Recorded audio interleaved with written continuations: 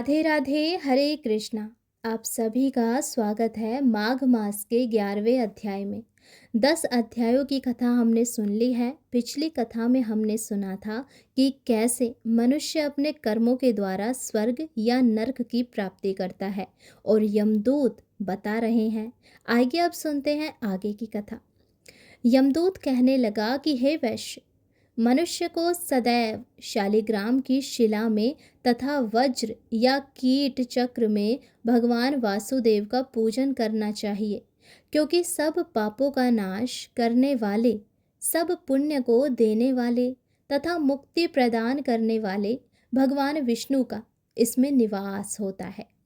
जो मनुष्य शालिग्राम की शिला या हरि चक्र में पूजन करता है, वह अनेक मंत्रों का फल प्राप्त कर लेता है।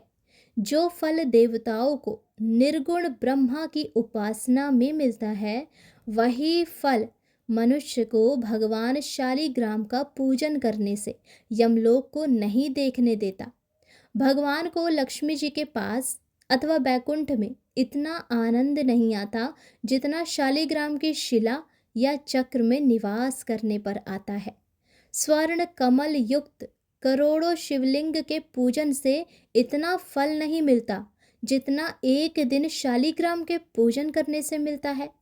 भक्ति पूर्वक शालिग्राम का पूजन करने से विष्णु लोक में वास करके मनुष्य चक्रवर्ती होता है।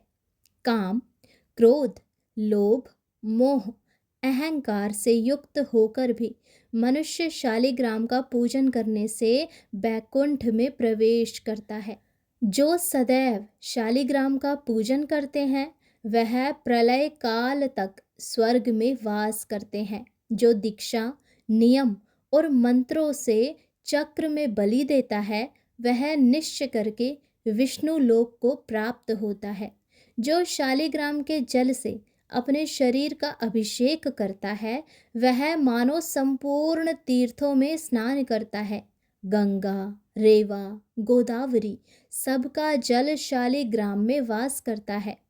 जो मनुष्य शालिग्राम की शिला के सन्मुख अपने पिता का श्राद्ध करता है, उसके पितृ कई कल्प तक स्वर्ग में वास करते हैं। और जो कोई भी नित्य शालिग्राम की शिला का जल पीते हैं, उनके हजारों बार पंचगव्य पीने से क्या प्रयोजन है। यदि शालिग्राम की शिला का जल पिया जाए तो सहस्त्रों तीर्थ करने से क्या लाभ।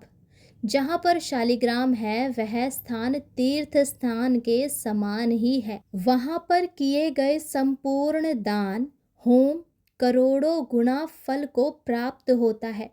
जो एक बूंद भी शालिग्राम का जल पीता है, वह माता के स्तनों का दुग्धपान नहीं करता, अर्थात गर्भाशय में नहीं आता। शालिग्राम शिला में जो कीड़े मकोड़े एक कोस के अंतर पर मरते हैं, वह भी बैकुंठ को प्राप्त होते हैं। जो फल वन में तप करने से प्राप्त होता है, वही फल भगवान को सदैव स्मरण करने से प्राप्त होता है। मोहवश अनेक प्रकार के घोर पाप करने वाला मनुष्य भी भगवान को प्रणाम करने से नरक में नहीं जाता। और संसार में जितने तीर्थ और पुण्य स्थान हैं, भगवान के केवल नाम मात्र के कारण से प्राप्त हो जाते हैं।